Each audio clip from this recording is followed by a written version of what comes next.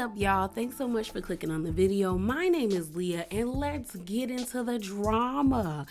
So we got a lot to talk about as it pertains to Real Housewives of Potomac. I was gonna do a spicy corner in front of my review for Real Housewives of Potomac for the latest episode, so be on the lookout for that. But I realized it was just gonna make the actual review longer than what it probably needed to be. But I said, why not make a separate video? So in this video, or in this drama video, we're going to be talking about Karen being a little salty with Robyn about a recent interview she did, as well as Deborah Williams, Miss Deborah Williams, and her husband coming out to speak out against Chris and Candaice Bassett. And then now with this tea going around of a clip from Reasonably Shady, and it seems like Robyn is confirming the tea that has been going on about what was on TikTok from that one blogger. So let's get into it. All right, y'all, so the first thing we're going to talk about is this beef that's always been brewing between Karen and Robyn, but it's really coming to a head, and I feel like we're going to see it in full force during season 8. So Robyn did an interview with Page 6 on January the 27th, and Karen had a few tweets pretty much saying how she felt. Well, in that interview, Robyn pretty much said that she felt like Karen's claims about the woman that Juan was out about town with were pretty much not really true. She also felt like Karen was very docile at the reunion because she didn't want things to get out about her. So she had a lot to say on Twitter. So Karen came out and she said, deflection is an admittance of guilt.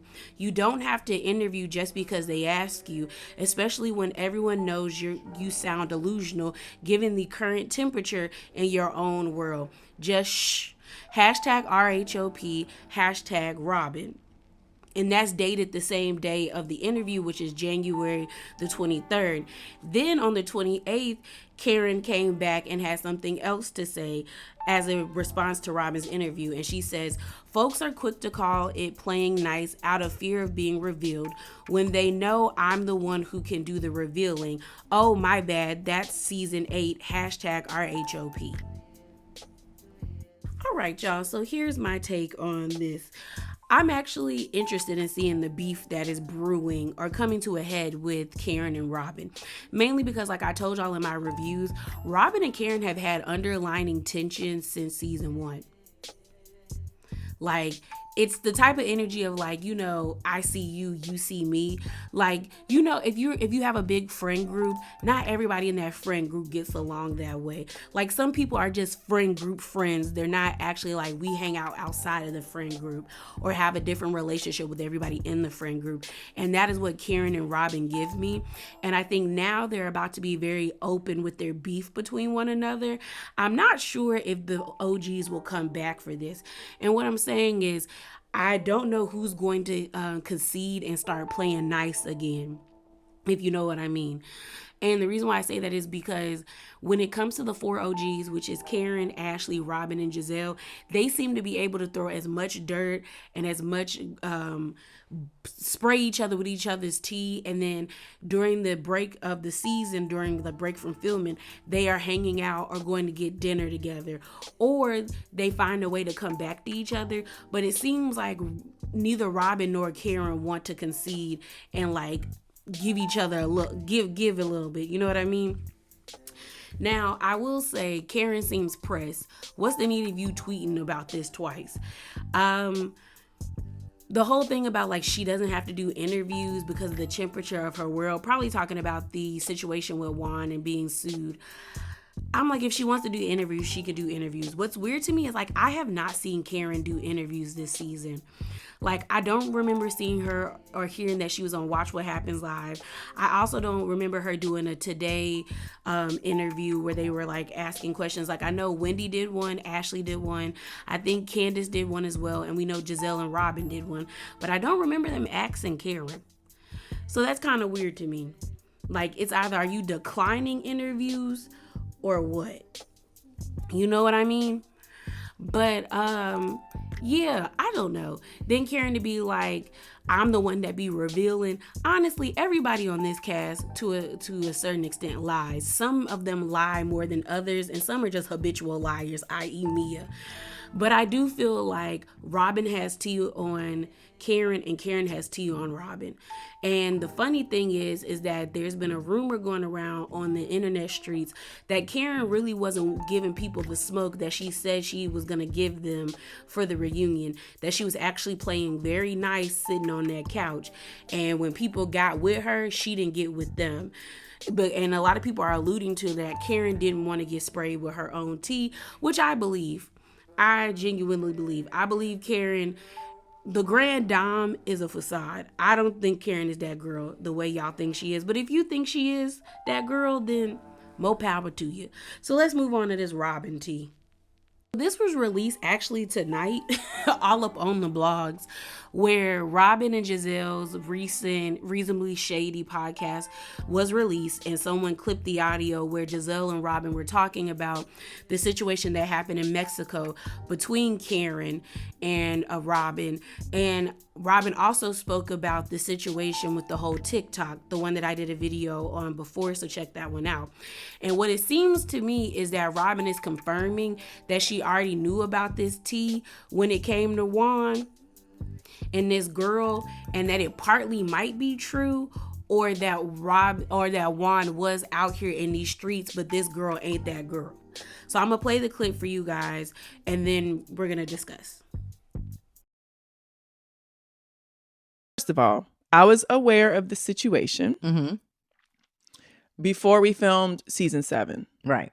And because this young lady was so pressed to tell me and to tell you, Giselle, yes, I assume she told the whole cast. Right, because she DM'd me. Right.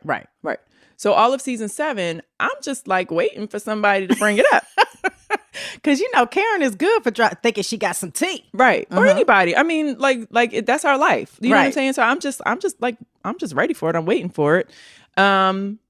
And so when we're in Mexico and Ashley tells me that Karen, was talking about us, and I'm like, oh, okay, this is it. Right. And she talks about some blonde holding hand, him holding hands with a blonde in Georgetown and looks like Karen. I'm like, okay, this is ridiculous. This is ridiculous. Okay.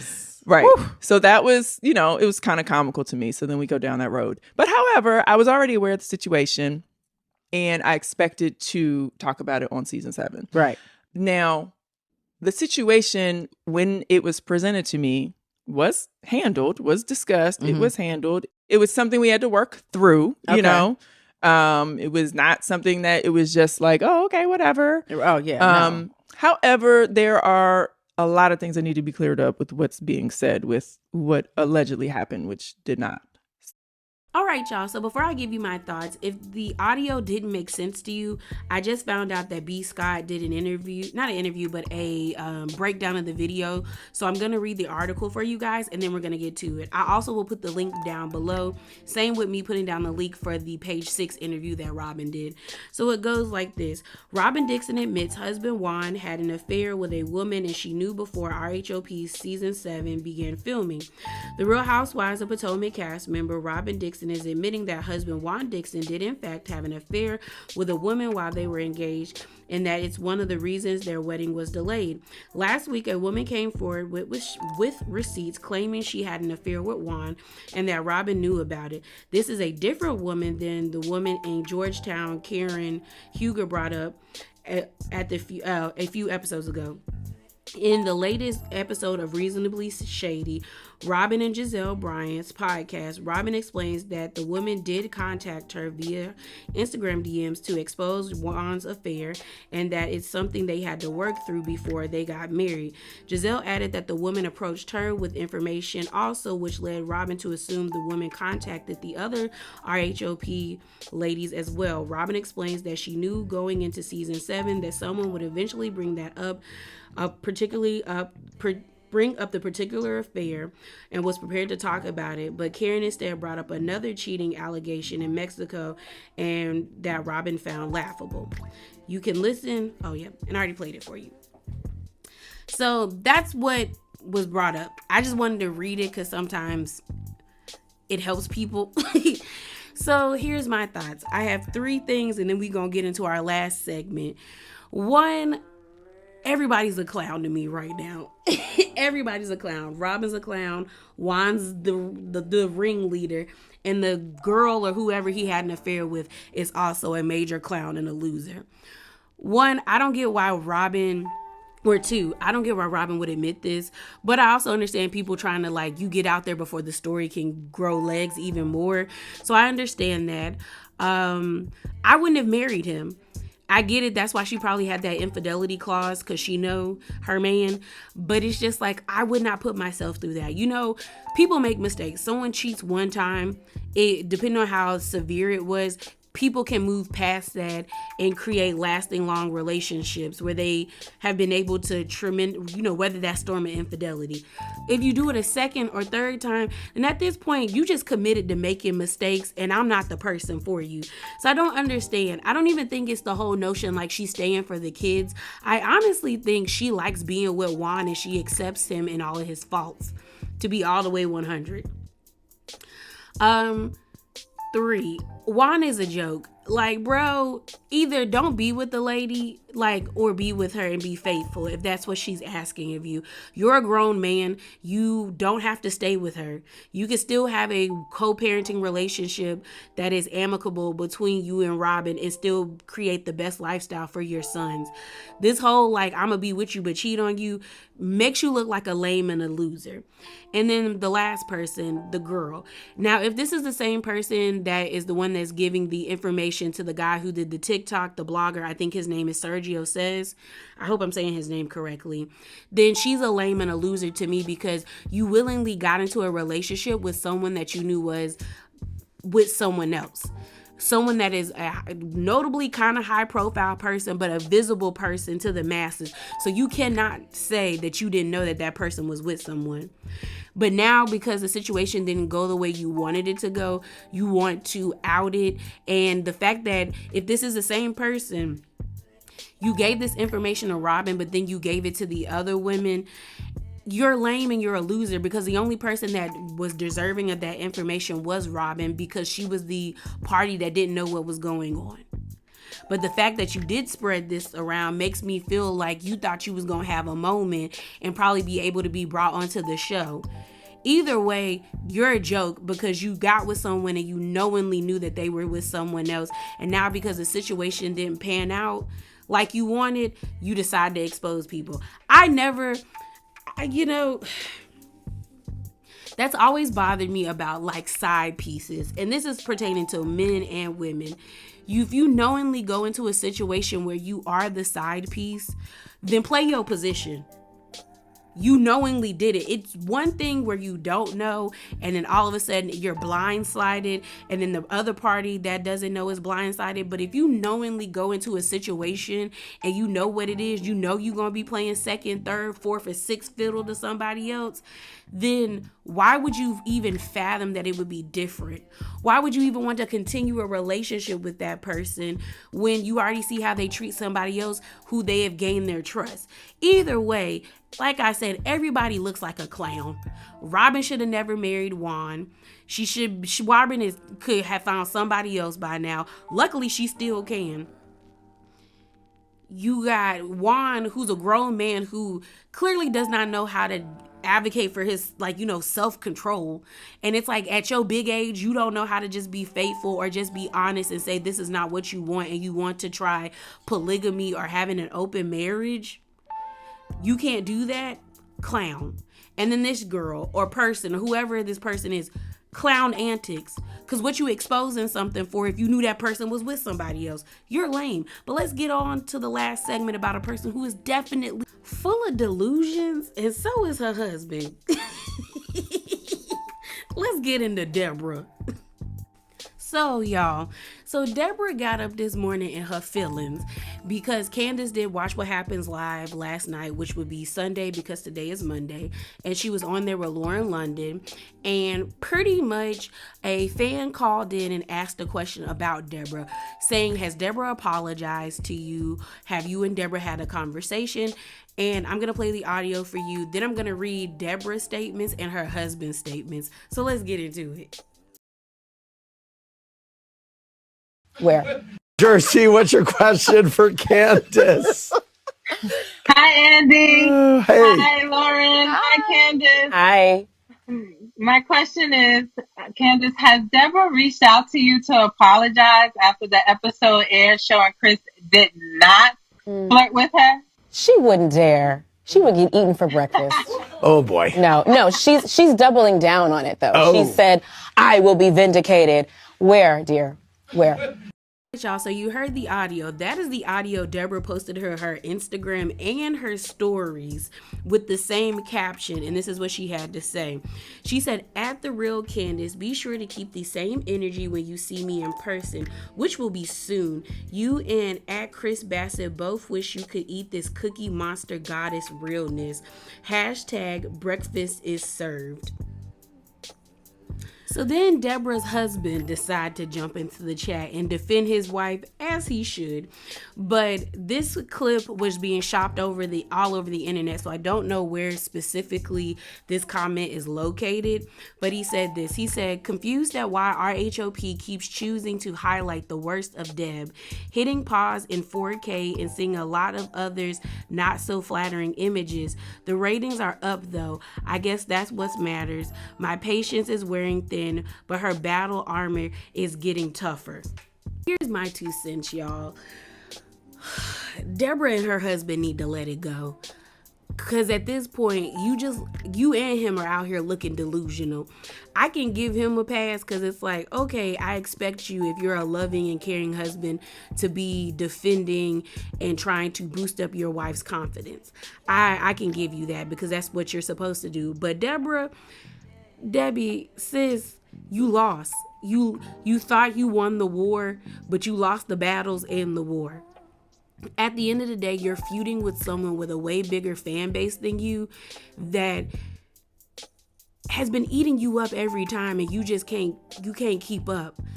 First of all, Deborah, if you have proof, put it out there, because after this season, no one's going to care about you. Honestly, we don't really care about you now. We just all laughing at you because it's comical that you keep saying that you're going to be vindicated or that you want Chris and Candaice to keep that same energy when you see each other. And the truth of the matter is, they probably will keep that same energy and double it by 3. So can you keep that same energy? Because you really didn't have it when she confronted you. You got real docile when you were like, "Do you want to talk to me? Can we talk?" And she gave you a no thank you. And you didn't know how to respond because you thought she was going to give you that moment and she didn't. The truth of the matter is, Deborah, you don't have anything. Because if you did have something, you would have thrown it out there now, because you can't handle the way people are talking about you. That post she posted, y'all, still has the comments limited. When I checked it early this morning, it was 44 comments, but then when you go to the comment section, she only got 4 comments up there. So you can't handle that people don't agree with you and are probably calling you delusional and crazy and telling you to go sit down somewhere. So that's on you. I also know that this bothers you is because you keep referring to yourself as Cookie Monster. Cookie Monster is a cute puppet. So is Elmo. You only use cute puppets, and Candaice never said what you look like. She just called you a Sesame Street character. But I can say the characters that everyone has said you look like, including what I think you look like. I said you look like Sid the Kid off of Toy Story. I also have seen people say you look like Madam Blossom, Bert when he angry, Oscar when he's angry, and one other character that people keep referencing you as. But it's funny that you pick the cute characters to be a part of your little shade fest, when it's like, no, sis, you don't look like none of them. You don't look like Cookie Monster. Cookie Monster is cute. Let's call a spade a spade. Your face is a conundrum, a puzzle that needs to be solved to figure out if what I'm looking at is really what I'm looking at. Because at different angles, you look okay. At other angles, no ma'am. And I can tell it bothers you because you have probably went through your life thinking that you were that girl only because you were probably skinny, a slight lighter hue than other like black girls, and you had long flowy hair. But now everyone is letting you know that you were never that girl and you can't handle it. But you also open yourself up to people saying disparaging things about you because you keep getting on the internet with venom towards Candaice and Chris, but you don't have that for Ashley, who has dropped you like a bad habit, because I have yet to see Ashley in your comments trying to defend you. Ashley hasn't even got on her Instagram or her Twitter or anything to tell people to stop coming at you. That should let you know that you got used and you got all this smoke for Candaice, which lets me know you're a dummy. You're a dummy, and you just solely thought that if you beef with Candaice because you know everybody doesn't like Candaice, then you was gonna be that girl, not understanding that you was never that girl. But yeah, y'all, that is it. That is all. Remember to be bravely authentic and hop down in them comments below. Deuces.